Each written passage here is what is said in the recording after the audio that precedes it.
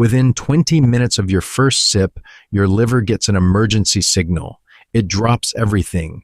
Fat metabolism paused, glucose production shelved, protein synthesis put on hold. Every other job this organ handles gets shoved to the back of the line because right now your liver has one single priority: dealing with a substance it recognizes as poison. That is what happens after one drink on one evening. Now imagine that emergency signal arriving every single day for 30 days straight. Most people think liver damage is a long-term problem, something that catches up with heavy drinkers after decades of abuse. That is not how it works. Measurable fat starts building up inside your liver cells within the first few days of daily drinking. Not years, days, even at what most people would call moderate levels. Your liver does not wait for you to become an alcoholic before it starts changing. It starts remodeling itself inside the first week. And the most unsettling part is you will not feel a thing while it happens. This is not a sobriety lecture. This is pure physiology. We are going to follow your liver day by day across a full 30-day timeline, tracking exactly what changes at the cellular level during each phase, why the organ keeps functioning perfectly even as it deteriorates from the inside, and where the line sits between damage your liver can walk back and damage that starts becoming permanent. Let us start the clock. Day 1. Your liver breaks ethanol down in 2 steps. First, an enzyme called alcohol dehydrogenase converts the ethanol into acetaldehyde. Then a second enzyme converts that acetaldehyde into acetate, which your body can actually use for energy. Sounds clean and efficient. It is not. That middle compound, acetaldehyde, is 10 to 30 times more toxic than the alcohol you swallowed. Your liver does not filter alcohol like a screen catching debris. It chemically transforms it. And the transformation itself produces something far more dangerous than what you drank. Meanwhile, this whole conversion burns through a molecule called NAD+ at a massive rate. NAD+ is the same molecule your liver needs to burn fat. With all of it tied up processing alcohol, fatty acid oxidation grinds to a halt. The fat that would normally be broken down and exported just stays. It sits inside your liver cells and starts to pile up. By day 2, this pattern repeats. By day 3, if you have been drinking each evening, fat droplets are already visible inside your hepatocytes, the main working cells of your liver. Your blood sugar regulation gets wobbly too because your liver cannot run its normal glucose production process while it is busy detoxifying ethanol. And there is one more thing happening that most people never hear about. That second enzyme pathway, the one called CYP2E1, does not just process alcohol. It throws off reactive oxygen species as a byproduct, free radicals, tiny molecular shrapnel that damages cell membranes and DNA inside the liver itself. 3 days in, and your liver is already fatter, chemically stressed, and quietly generating the very molecules that will drive the next phase of damage. By day 4, something shifts. Your liver is no longer just reacting to each drink as a one-off emergency. It is adapting, and not in a good way. The fat that started building up in those first 3 days has nowhere to go. Normally, your liver packages triglycerides into little transport particles and ships them out into your bloodstream. But when every evening brings another round of ethanol, the shipping department falls behind. Fat arrives faster than it leaves, so it stays. Droplet by droplet, your liver cells start filling up like storage units no one is emptying. This is steatosis, fatty liver. And by the end of the first week, it is already underway. Here is what makes this phase so deceptive. Your liver can swell by 20 to 40% during this stage, and you will feel absolutely nothing. No pain, no heaviness, no warning. The reason is almost absurd. Your liver has no nerve endings inside it. The only nerves are on the outer capsule, and the organ has to swell dramatically before it stretches that capsule enough to register discomfort. So you walk around with a liver that is visibly different on an ultrasound, packed with fat deposits that were not there 2 weeks ago, and your body gives you zero feedback. If you got blood work during this window, there is a good chance it would come back looking normal. The standard liver enzymes, ALT and AST, may be mildly elevated or not elevated at all. Routine panels were not designed to catch this stage. Roughly 90% of heavy drinkers develop steatosis within the first 2 weeks. But here is the one piece of genuinely good news in this timeline. If you stop drinking at this point, the fat clears completely. Your liver can reverse the stage on its own within a matter of weeks. The organ is still in control. It is burdened, bloated, and running behind, but it is not broken. That changes around day 11. Up until now, your liver had been absorbing the damage quietly. Fat accumulation is passive. The organ is storing what it cannot process, but it is not inflamed. It is not under attack. That is about to end. With continued daily drinking, a second enzyme pathway called CYP2E1 starts ramping up. Your liver actually builds more of this enzyme in response to repeated alcohol exposure, which sounds helpful until you understand what CYP2E1 does besides process ethanol. It generates free radicals, reactive oxygen species that tear into cell membranes and damage DNA inside the liver itself. The more you drink, the more CYP2E1 your liver builds. The more CYP2E1 it builds, the more free radicals it produces. Your liver is now upgrading the very machinery that is destroying it. And then something happens that most people would never connect to their evening drink. Your gut starts leaking. Alcohol damages the tight junctions between cells in your intestinal lining, the seals that keep bacteria and their toxic byproducts locked safely inside your digestive tract.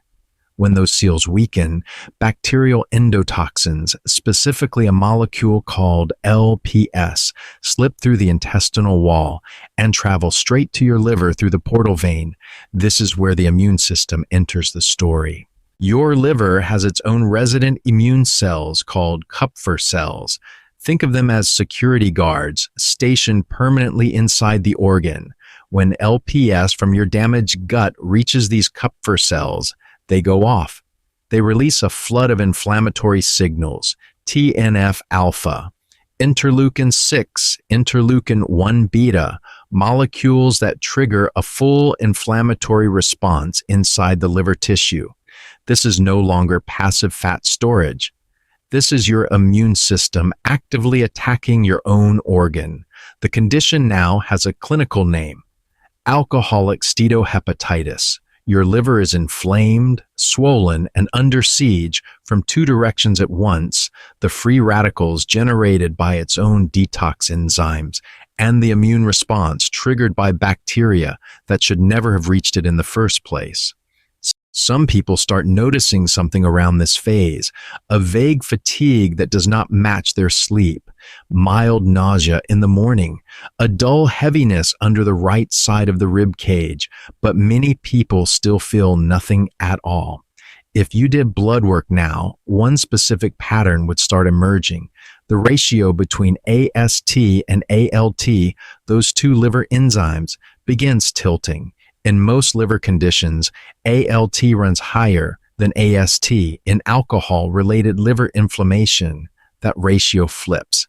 AST climbs to more than double ALT. It is one of the clearest biochemical fingerprints of alcohol doing the damage.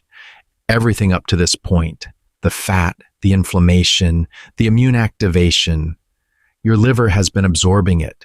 compensating, keeping you alive and functional while quietly taking hit after hit. But around day 21, the organ begins to lose something it cannot easily get back. Deep inside your liver tissue, there are cells you have probably never heard of, stellate cells.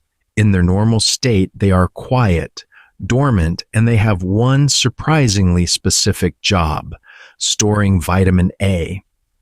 About 80% of all the vitamin A in your entire body sits inside these stellate cells. They are not immune cells. They are not detox cells. They are storage cells. But sustained inflammation changes them. When the inflammatory signals from Kupfer cells keep hammering the surrounding tissue day after day, stellate cells wake up. And when they wake up, they transform. They stop storing vitamin A. They abandon that job entirely.